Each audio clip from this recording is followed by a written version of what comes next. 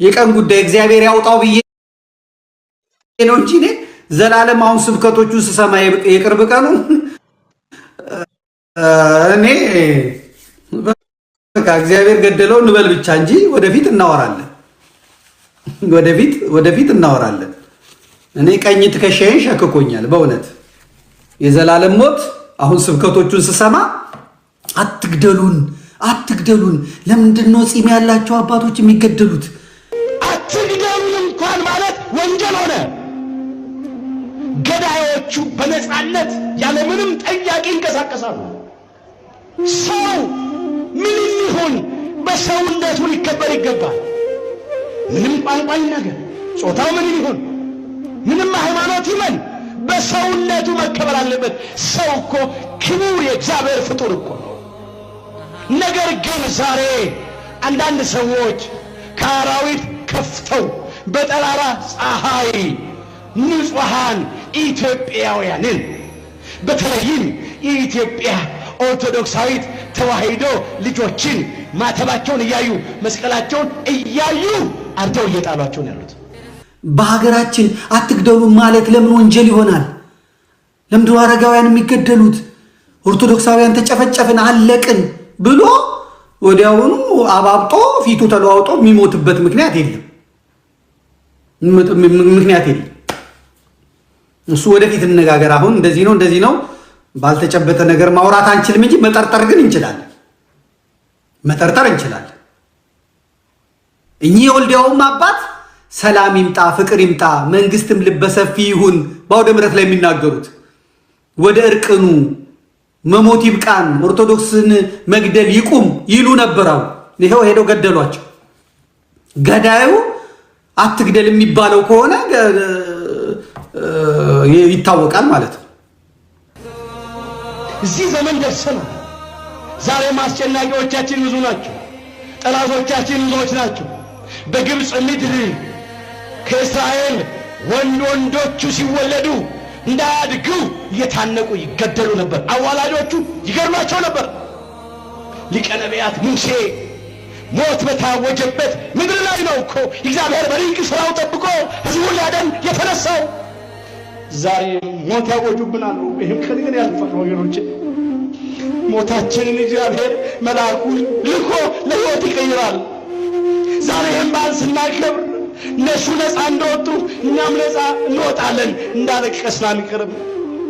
ደማችን እንደፈሰሰ አልቀርም። ክርስቲያኖች በቁማቸው እንደ በግ እንደታረዱ አንቀርም። አብያተ ክርስቲያናት እንደቃጠሉ አንቀርም። ለሀገር ለወገን የሚጸልዩ መነኮሳት በገዳም ሲታረዱ አይተንን እንዴ? መሆን የሚፈለገው እንደ አቡነ ፋኑኤል ነው። አቡነ ፋኑኤል በቃ መንግስታችን የታባለው አጫሉ ኪያ ወደ እኔ ወደ አንተ እስክመጣ ድረስ አጫሉ መኪያ ያጉርባ ኪያ ያጆሌ ኪያ እኔ ወደ አንተ እስክመጣ ድረስ ተንገብግቤ መሞቴ ነው ይላል። እዚህ ስንትና ስንት ክርስቲያን እየታረደ ሆዳቸውን የሚወጥቅላቸው ክርስቲያኑ ነው። የሚያበላቸው የሚያጠጣቸው ክርስቲያኑ ነው። ምንገራችሁ ሁለቱን ጆሮአችንን እኮ ጨው የሚያደርግ ነገር እኮ እየሰማን እያየን ነው። እዚህ ነው የሞት ነው ምንቆጥረው አስክሬን ነው። ድምፅ አራዊቱን ግርማ ሌሊቱን ጸባጋንንቱን ታግሰው በጾም በጸሎት በስግደት ተጠምደው ዓለምን ንቀው የሚኖሩ መነኮሳት አራዊት አስለምደው ይኖራሉ። ከአናብርት ጋር ይኖራሉ። አንዳንድ ሰዎች ግን ከአውሬ ከፍተው ገዳማቸው ድረስ ገብተው አርደዋቸዋል። ምን ያልተፈጸመ ግፍ አለ? አንዳንድ ቤተክርስቲያን ካህናት ዲያቆናት ቀድሰው ሲወጡ ታርደው የለ እንዴ? በጉባኤ ቤት ውስጥ ሊቃውንቱ መምህራኑ ከደቀ መዛሙርቱ ጋር አብረው ተገድለው የለ እንዴ? ዛሬም እኮ ሌላ ፈሮናውያን እኮ አሉ። ሊገሉ ይችላሉ። የቀን ጉዳይ እግዚአብሔር ያውጣው ብዬ ነው እንጂ እኔ ዘላለም አሁን ስብከቶቹን ስሰማ የቅርብ ቀኑ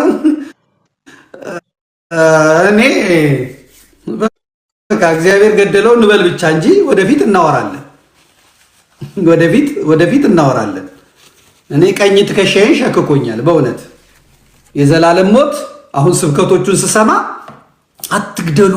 አትግደሉን ለምንድነው ጺም ያላቸው አባቶች የሚገደሉት በሀገራችን አትግደሉን ማለት ለምን ወንጀል ይሆናል ለምንድነው አረጋውያን የሚገደሉት ኦርቶዶክሳውያን ተጨፈጨፈን አለቅን ብሎ ወዲያውኑ አባብጦ ፊቱ ተለዋውጦ የሚሞትበት ምክንያት የለም እሱ ወደፊት እንነጋገር አሁን እንደዚህ ነው ባልተጨበጠ ነገር ማውራት አንችልም እንጂ መጠርጠር ግን እንችላለን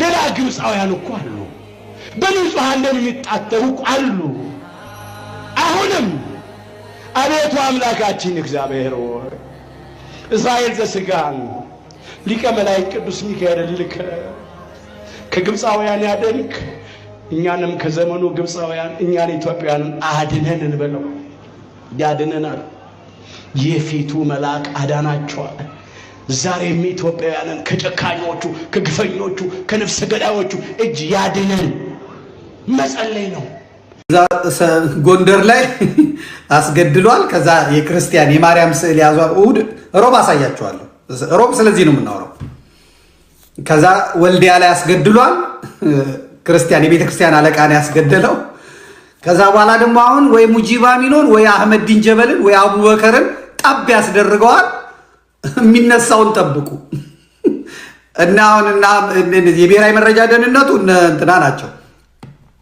የስልጤው ማነው ስሙ ሬድዋን ሁሴን ነው የአዲስ አበባ ፖሊስ ምናምኖቹ እስላሞች ናቸው ምክትል ኮሚሽነሩ በአጠቃላይ እስላም ነው ኔትወርኩን ያዘው የደህንነቱን የጦሩን የምኑን ያዘው እነሱ ናቸው ማን ምን እንደሚሰራ ማን ምን እንደሚያደርግ የሚያውቁት እነሱ ናቸው እስካሁን ለሞቱት ሰዎችም እነሱ ናቸው በፕላን ነው የሚሰራው ሊስት ወጥቶ ነው የሚሰራው አሁን ጎንደር ላይ የገደሏቸውን ሰዎች ይዘው ፍርድ ቤት አላቀረቧቸውም ተቆሱ የሆነ ልጅ ገደሉ የገደለው ይሄ ነው አሉ እግዚአብሔር ያሳያችሁ ገደሉ የሆነ ሰው ከዛ የገደለው ይሄ ልጅ ነው ብለው መጽሐፍ ቅዱስ ይዞ ከኋላ የእመቤታችን ልጅ ያለ ወጣት ልጅ የገደለው ይሄ ነው አሉ